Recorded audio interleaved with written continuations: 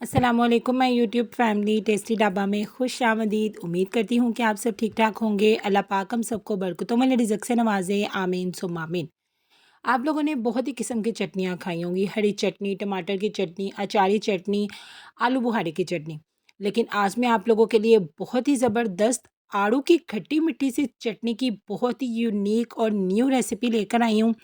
ये आलू की चटनी बहुत ही ज़बरदस्त स्पाइसी चटखारेदार बन के तैयार होती है और बहुत जल्दी बन के तैयार हो जाती है। तकरीबन 5 से 10 मिनट लगते हैं। आलू कटे हुए हों तो ये बहुत ही जल्दी बन के तैयार हो जाती है। इसका टेक्सचर चेक करें कितना ज़बरदस्त है और कोई आर्टिफिशियल कलर हम इसमें यूज़ नहीं करेंगे।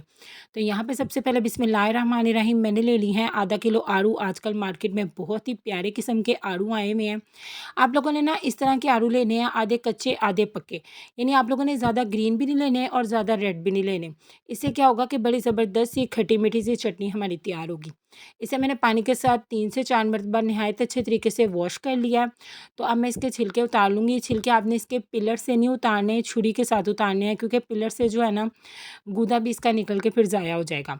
यहाँ पे देखिए माशाल्लाह मैंने सारे के सारे छिलके उतार लिए हैं। अब आपने इसकी कर लेनी है रफली सी कटिंग। तो यहाँ पे जब तक मैं इसकी कटिंग कर रही हूँ, तो अगर अभी तक आप लोगों ने मेरे चैनल को सब्सक्राइब नहीं किया ना, तो अभी जाके मेरे चैनल को सब्सक्राइब कर दें।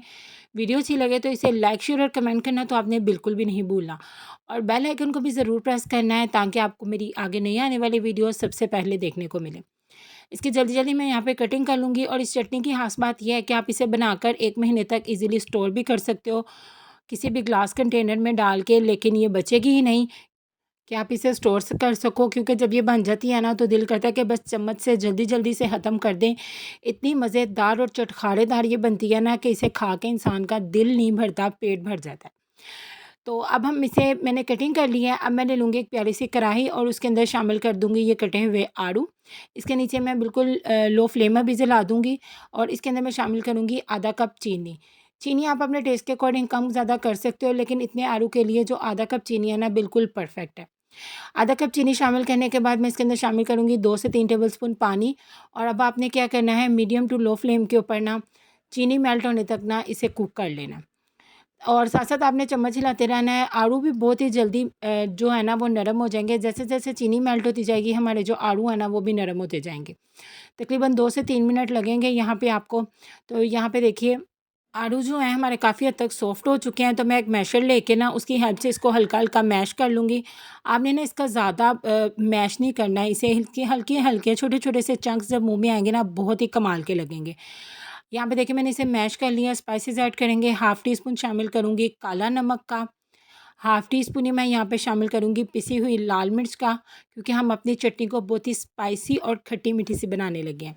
हाफ़ टी स्पून मैं यहाँ पे शामिल करूँगी कुटी हुई काली मिर्च का। पिसी हुई काली मिर्च नहीं, आपने कुटी हुई काली मिर्च शामिल करनी है।